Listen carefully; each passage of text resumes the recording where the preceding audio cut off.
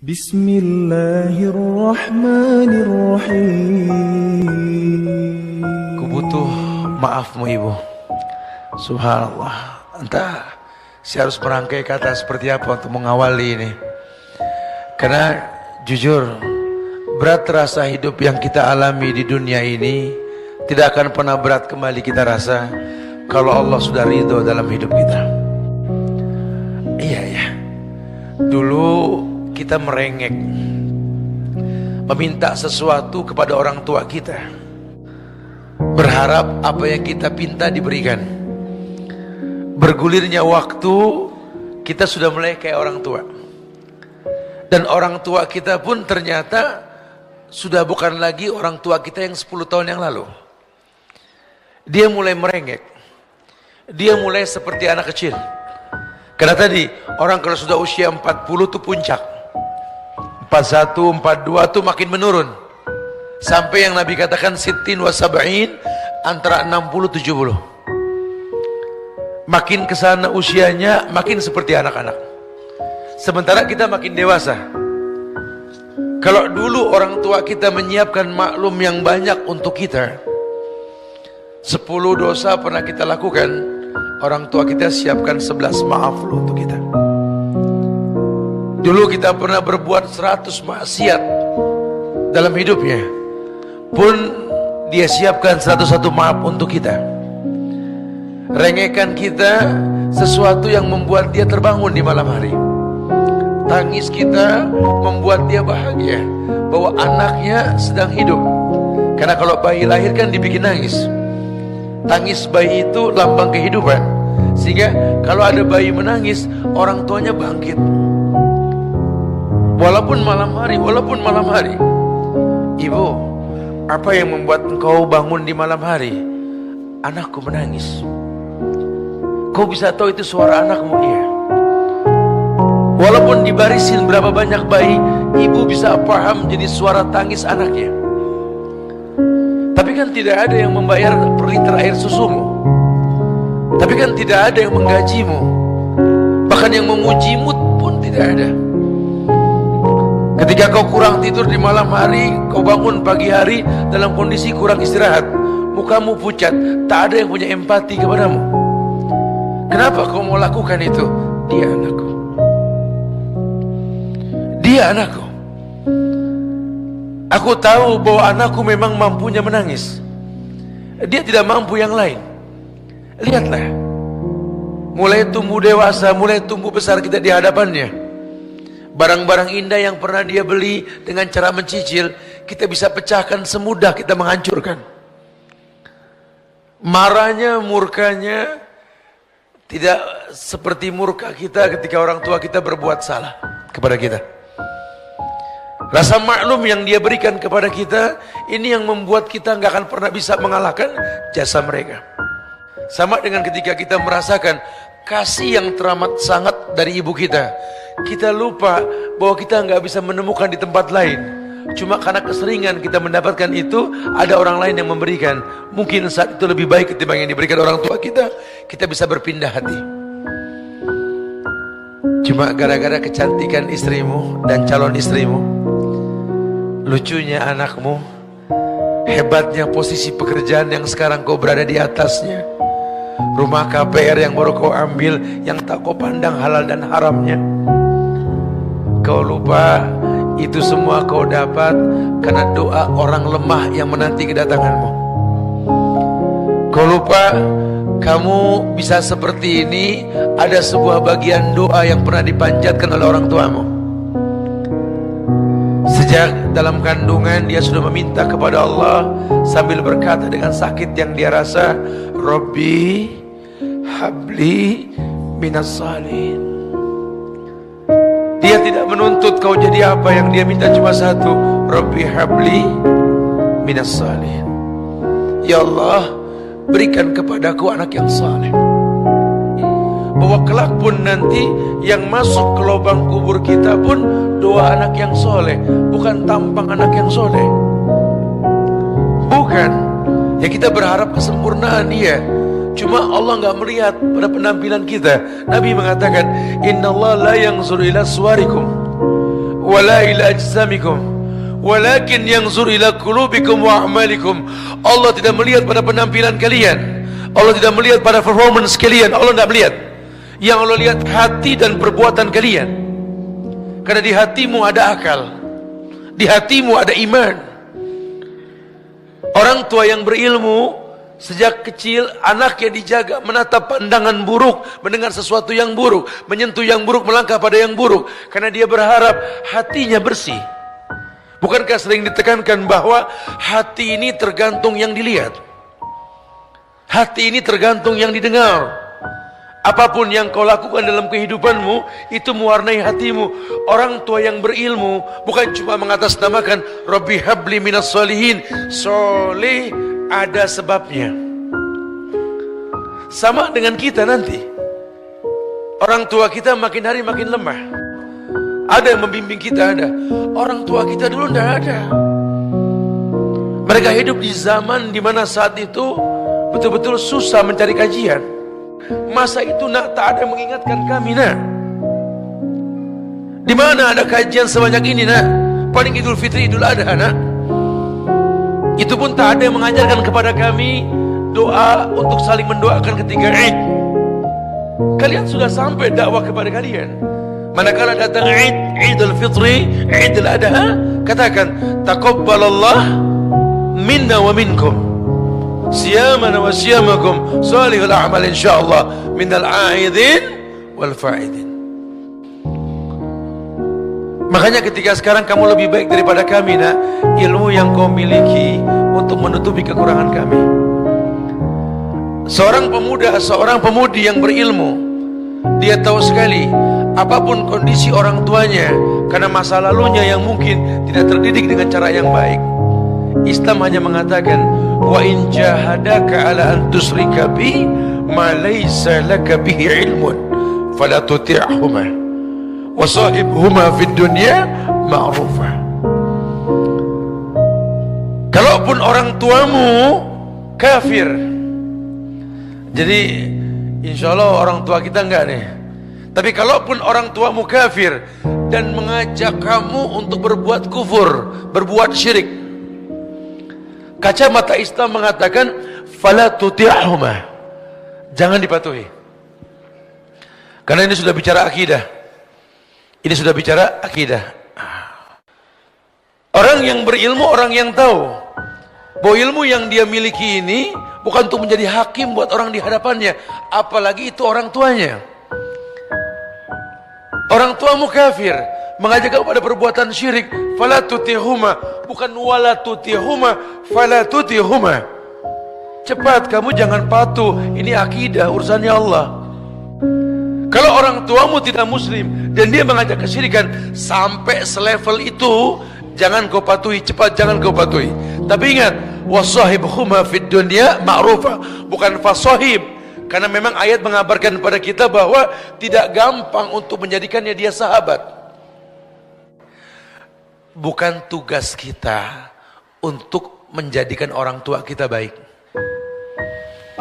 dan bukan tugas kita untuk mendatangkan hidayah kepada mereka. Karena kebaikan dan hidayah itu tugasnya Allah. Tugas kita cuma menjadi anak yang harus berbakti siapapun dia. Karena bahasa Quran, wa in jahadaka ala an tusyrika bi, sampai levelnya orang tuamu ngajak berbuat syirik. Ini 14 abad yang lalu nih ayat turun. Zaman Nabi pun ada orang tua yang gak suka anaknya baik. Mus'ab bin Umair tuh, pemuda yang Masya Allah, yang mati syahid pada akhirnya. Ketika dia masuk Islam, ibunya menggunting rambutnya, gak mau terima dia sebagai anak. Lihat Abu Hurairah, lihat Sa'ad bin Abi Waqqas, lihat. Cuma mau bilang apa? Kita nggak pernah belajar sejarah mereka. Kita cuma beragama yang sekarang kita lihat, sayang. Harusnya ilmu yang kau miliki, kau menjadi orang yang punya karakter-karakter mulia. Kau punya qoribin, kau punya hayyin, kau punya sahlin. Orang tuamu mungkin tidak sebaik gurumu, tapi tetap Allah titipkan kamu melalui rahimnya, bukan rahim gurumu. Orang Orang tuamu mungkin tidak sebaik gurumu, tapi Islam mengatakan al-ummu madrasatul ula. Ibu sekolah utama untuk anak-anaknya. Bagaimana saya katakan ibuku sekolah, Ustaz? Lawang dia nggak pernah mengajarkan saya. Akhi, kau lupa, kau dewasa karena kesalahan yang kau lihat dalam dirinya. Mungkin dia tidak sempurna, cuma bahasa agama, sahibuhuma fid dunya ma'rufa. Jadikan orang tuamu sahabat. Orang yang betul-betul mungkin tidak baik, agamanya dipertanyakan, kau suruh bersahabat dengannya. Kau disuruh bersahabat dengannya. Masya Allah. Sulit, Ustaz, belajar bersahabat dengannya sampai kau mengerti ibumu, ayahmu manusia yang tak mungkin maksum, tempatnya salah dan dosa. Kalau Islam mengatakan jadikan dia sahabat, carilah bagaimana menelurkan hati. Posisi kita sebagai anak adalah untuk berbakti kepada kedua orang tua apapun kondisinya. Mungkin orang tua kita bukan orang baik, atau dia orang baik. Siapapun dia, Allah telah percayakan kita diletakkan dalam rahimnya. Sekarang kalau Allah ajarkan kita untuk memuji karena Allah puji keduanya, kenapa kita nggak belajar mempercayainya?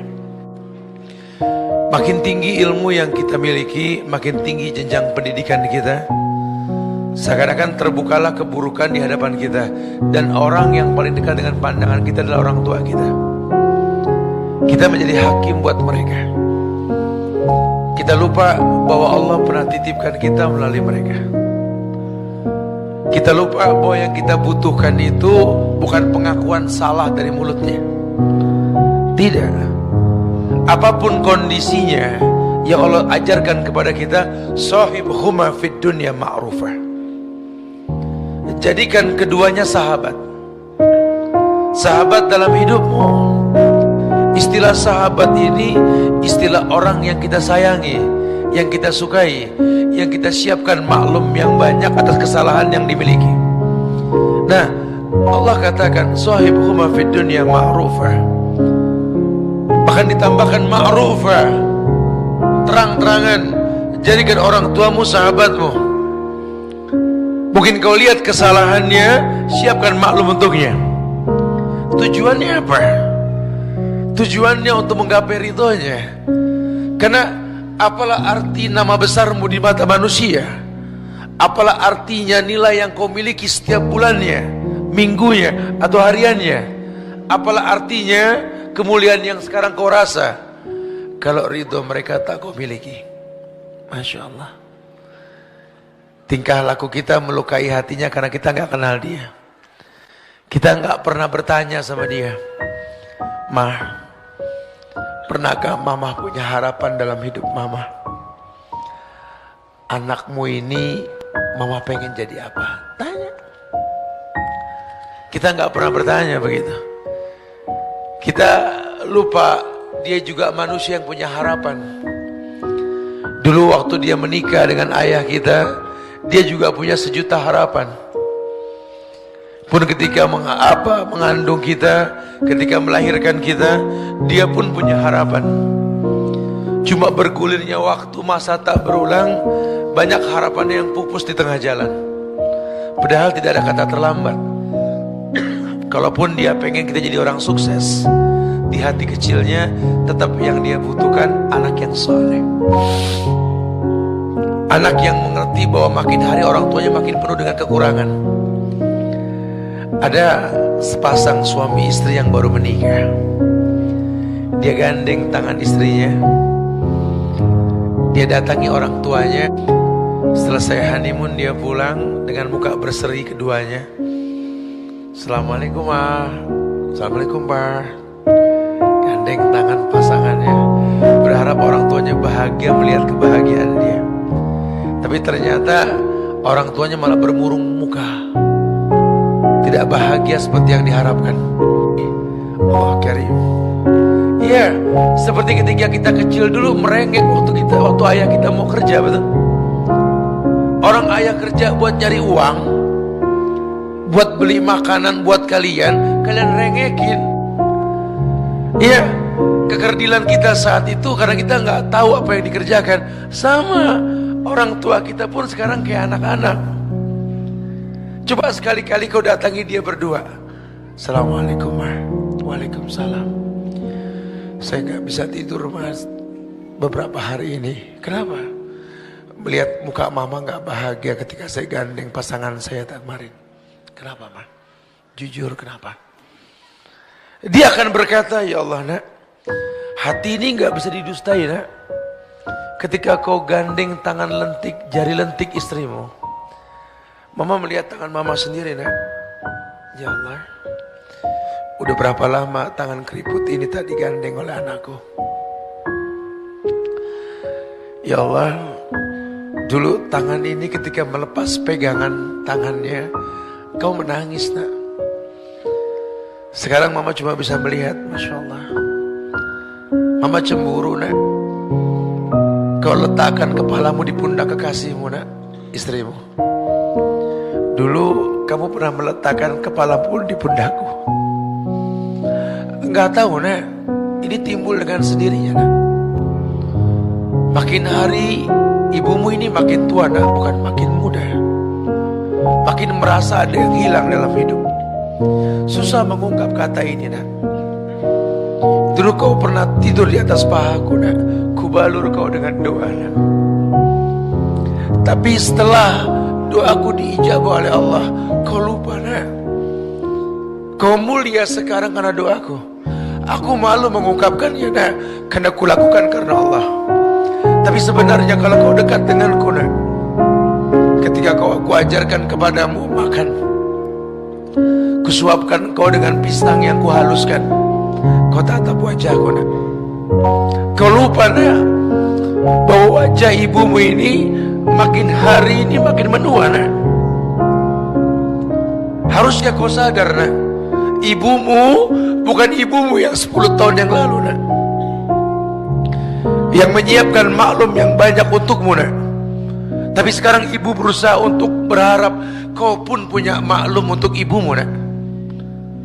Ibumu pun berharap nak, kau siapkan maklum yang banyak. Cuma ibu tak bisa paksa nak, karena dunia sudah mengakui kasih ibu sepanjang jalan, kasih anak sepanjang dalam. Nah, kalau dalam hidupmu kau rasakan kesulitan nak, ketahuilah, innallaha ta'ala la yunalu ma indahu illa bita'ah. Kau berharap di sisi Allah semua kemuliaan. Tak akan pernah kau dapat kemuliaan tersebut nak, kecuali kau mentaati Allah. Demi Allah nak, ridhokulah yang memudahkanmu nak, karena ridhonya Allah dalam ridhoku nak. Cuma untuk keluar kalimat tersebut tidak semudah mengeluarkannya nak. Butuh persahabatan di antara kita. Dan seorang sahabat adalah yang bisa memaklumi sahabatnya. Kalau nanti ibumu banyak kekurangan nak, kau tahu nak, aku bukan aku yang dulu. Kalau dulu kau bawa teh manis tumpah, aku tersenyum sambil berkata, kamu ini, sambil diseka itu tumpahannya. Tapi nanti ketika aku bawakan kau minum tumpah di rumahmu dengan ubin marmer yang mewah, karpet yang tebal dan mahal, maukah kau menyiapkan maklum lagi seperti ku siapkan maaf untukmu nak? Kalau kau sulit menatap wajah ibumu ketika hidup ini nak, cobalah nak, luangkan sedikit waktumu nak. Temui aku ketika aku tak sadar kau datang nak. Ketika aku tidur, dulu aku pernah membuka kamarmu nak. Aku teringat sabda Nabi yang mendoakan Hasan dan Husain, u'idzukuma bikalimatillahi tammah min kulli syaitanir rajim wa min hamatin wa min ainin lamah. Aku pun pernah membuka kamarmu nak. Kubacakan doa ketika kau tak sadar aku mendoakanmu nak. Aku bangun di malam hari, tak ada yang tahu, kupanjatkan tangan ke langit, ku minta kepada Allah, Rabbi habli minas sholihin. Kau tak tahu nak. Aku berharap kau tahu. Datanglah nak, ketika ibumu terlelap nanti nak, tatap wajah tua ini nak, berbisiklah dengan hatimu nak, subhanallah, mama, Kerut di kening mama sudah mulai banyak. Lihat. Mata mama yang indah, yang menarik hati papa. Sudah tampak keriput di bagian kelopaknya. Lihatlah. Matanya yang hitam sudah mulai bersepah putih. Lihat. Bintik hitam sudah mulai tampak jelas kulit tuamu. Bibirmu tak indah lagi, mah. Napasmu mulai terpenggal. Ya Allah, kau sisakan waktu yang singkat untuk aku mendapat ridhonya. Nah, sadarilah nak. Peganglah tanganku yang keriput ini nak. Rasakan hangatnya nak. Karena mungkin sebentar lagi daging bangkai dingin yang kau pegang nak.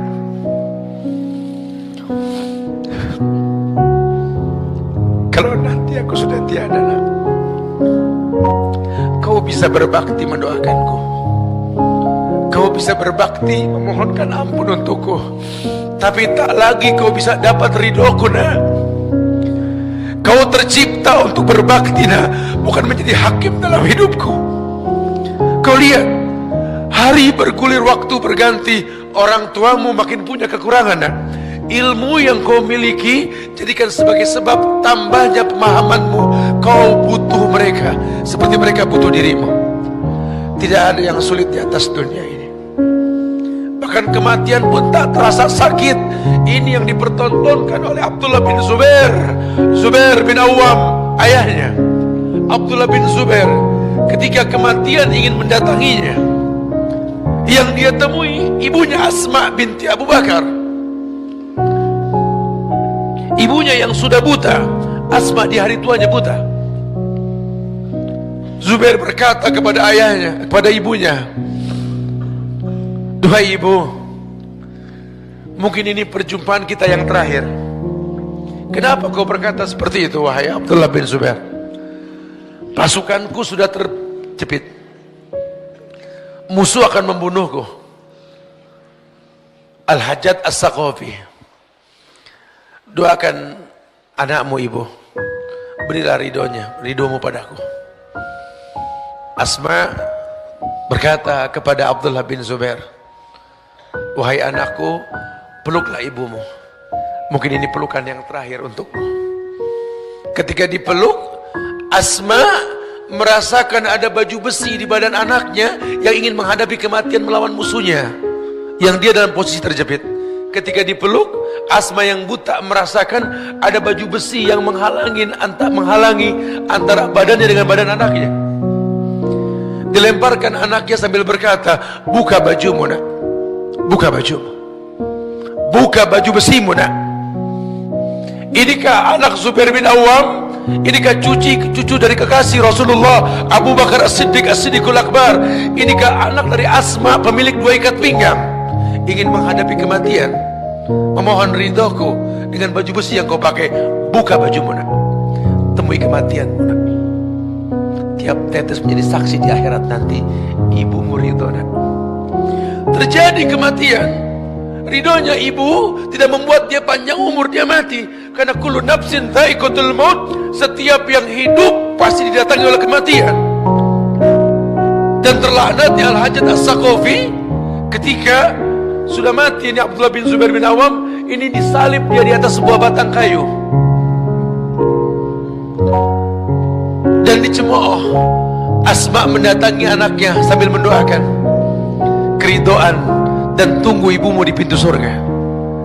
Kata Al-Hajjaj As-Saqafi, lihatlah pengkhianat telah mati, terbantai. Inilah anak yang kau banggakan. Jaga lisanmu wahai pengkhianat. Anakku meninggal dalam keadaan syahid karena ridhoku. Subhanallah. Ini yang kita nggak pernah paham, kapan kematian mendatangi kita. Semua orang terfokus dalam penaklukan dunia, padahal ujung hidup yang terpenting adalah wala tamutunna illa wa antum muslim. Jangan sampai kalian wafat kecuali dalam keadaan Islam. Sehingga kita butuh ridho orang tua kita untuk menutup hari kita dalam ketundukan kepatuhan kepada Allah. Apalah arti hidup yang kita miliki. Maka saya sering katakan, ya Allah, ambil semua yang kau titipkan padaku, ambil ya Allah. Ambil ya Allah. Ambil semuanya ya Allah. Aku terlahir seorang bayi merah yang hanya menangis. Ambil semuanya ya Allah. Tapi tolong ya Allah, jangan pernah kau ambil tali kasihku pada kedua orang tuaku. Subhanallah. Tidak ada yang tidak ada yang sulit di atas dunia ini. Kalau ridha orang tua sudah kita miliki. Sahabat yang Allah muliakan, wallahi kemuliaan dekat dalam kehidupan kita. Maka ketika ayat mengatakan sahibhuma fid dunya ma'rufa, jadikan kedua orang tuamu, siapapun dia, sahib, sahabat ma'ruf yang transparan. Kalau perlu kita bangga bawa orang tua kita, seperti kita bangga mengajak teman hidup kita. Ajak dia ke sebuah tempat yang kita sering ajak teman-teman kita ke sana, ke tempat yang mewah. Coba sekali-kali kau berikan dia pakaian yang bagus, kirimkan ke orang tua kita. Hei, kau bawakan apa ini dah? Itu baju baru mah, pakai mah. Buat apa baju baru buat mama? Saya pengen jalan sama mama. Seperti kita kasih ke orang teman kita, pakailah kalau nanti kau berjalan denganku dengan pakaian yang seperti ini. Masya Allah. Coba bikin bangga hatinya. Ajak dia ke sebuah tempat makan yang mewah. Kalau memang kita mampu silakan.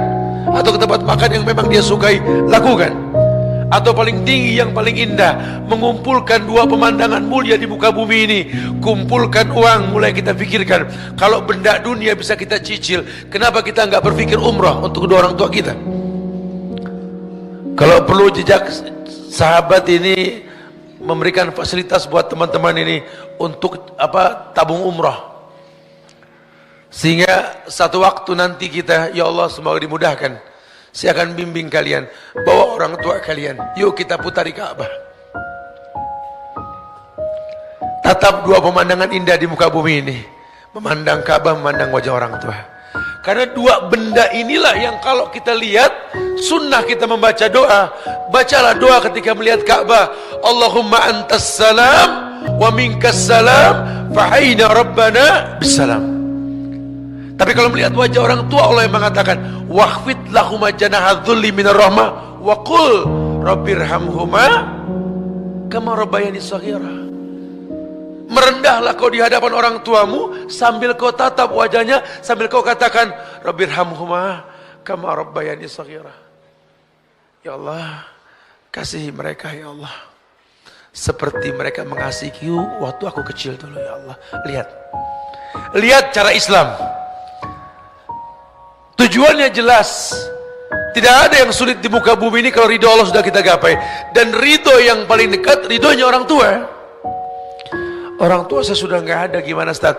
Pamanmu, tantemu, itu orang tuamu. Adik kakak ayahmu, adik kakak ibumu, itu orang tuamu. Seperti seorang tua yang tidak punya anak, keponakan adalah anak. Ya Allah, mulailah kita flashback. Aslih nafsak yasluh lakan nas. Kritisi dirimu, orang lain akan terkritisi dengan sendirinya. Maka ketika kita mengkritisi diri kita, iya ya, ternyata kesulitan yang kita alami, masalah yang tak kunjung selesai, ujian yang tak memiliki jawaban, ya Allah, Allah persulit semuanya.